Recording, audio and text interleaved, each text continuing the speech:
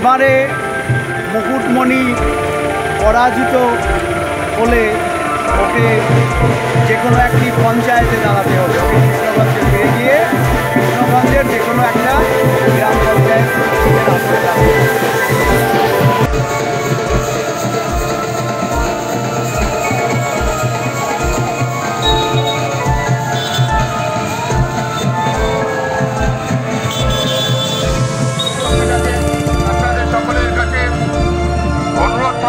আপনারা সবাই বাড়ি থেকে বেরিয়ে এসে তাকে দোয়া করে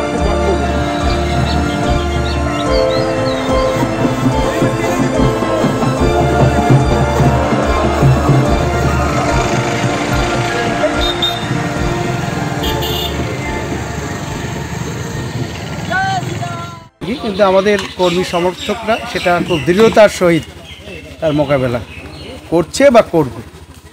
পরবর্তীতে জনগণের জন্য কি কি কাজ করবেন, কি প্রতিশ্রুতি দেবেন জনগণদের? আমি বিভিন্ন জায়গাতেই বিধানসভার বিভিন্ন জায়গাতে ঘুরছি।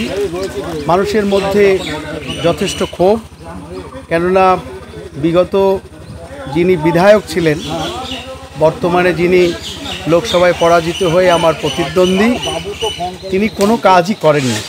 সুতরাং সেই কথাগুলো আমাদের শুনতে হচ্ছে।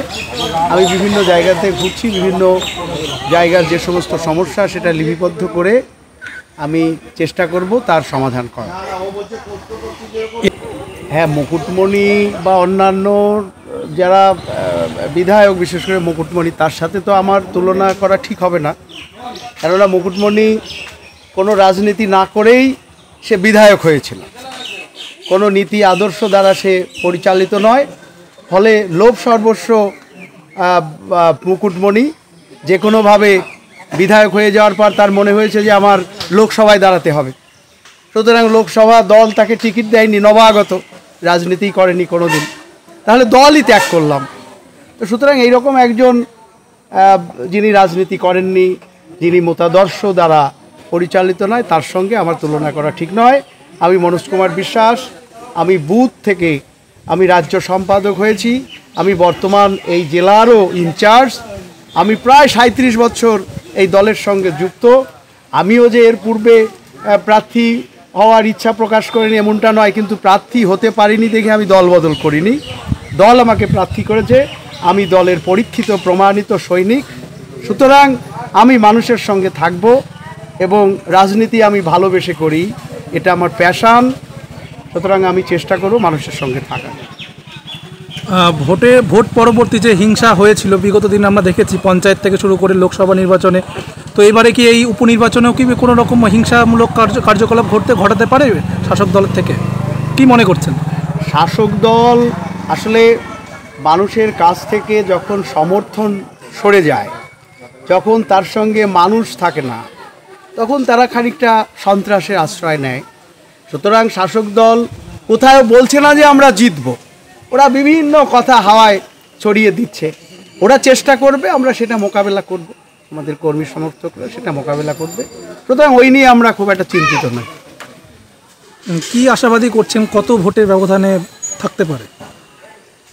আমি বিভিন্ন জায়গাতে ঘুরে মানুষের মধ্যে যে স্বতঃস্ফূর্ত যে উদ্দীপনা দেখতে পাচ্ছি, আমার মনে হয় যে লোকসভায় আমরা যে 37,000-এর মার্জিনে জিতেছি, আমাদের সাংসদ জিতেছেন, সেটাও ছাড়িয়ে যাবে।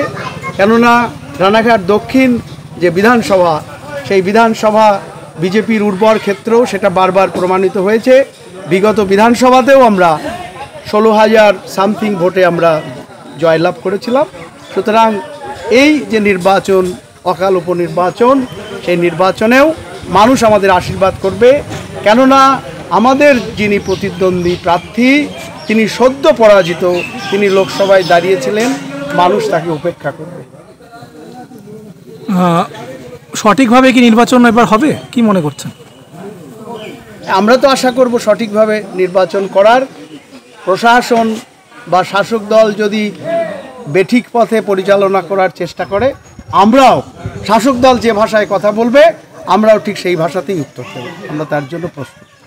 প্রচার কেমন চলছে আপনার এখন বর্তমানে? জোর কদমে প্রচার, আপনি নিজেই অনুভব করছেন। সকাল থেকে আজকে আমাদের র্যালি শুরু হয়েছে, আপনি পিছনে তাকান, তাহলে বুঝতে পারবেন প্রচারের যে উদ্দীপনা উৎসাহ। তিনি উপস্থিত হয়েছেন আপনাদের কাছে আশীর্বাদ প্রার্থী ভোট ভিক্ষার্থী, তাকে দুহাত ধরে